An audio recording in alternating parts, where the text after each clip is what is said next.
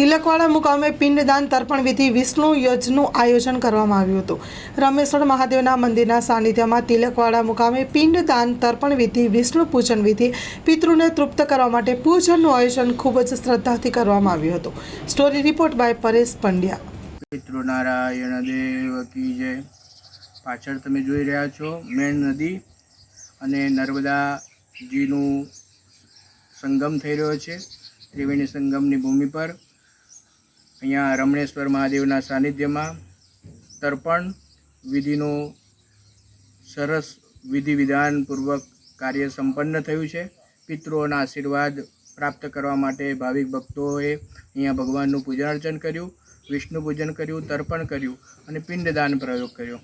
આમ શાસ્ત્રમાં કહે છે અર્પણ, તર્પણ અને સમર્પણનો ભાવ જ્યારે પ્રાપ્ત થાય ત્યારે જ આ પિતૃઓ આપણા દરેક અનંત કોટી બ્રહ્માંડના અધિપતિ ભગવાન વિષ્ણુ નારાયણથી માંડીને ભગવાન કૃષ્ણ ભગવાનથી માંડીને રામચંદ્ર ભગવાનથી માંડીને દરેક જે ભૂલોક પર આવ્યા છે એ ભૂલોક પર તમામે તમામ અવતારોએ આ પિંડદાન પ્રયોગ કર્યો છે।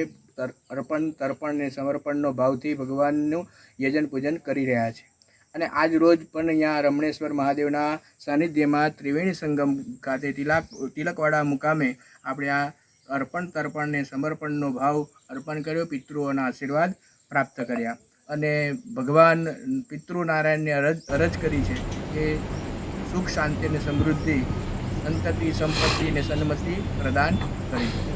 વિષ્ણુ નારાયણ ભગવાન।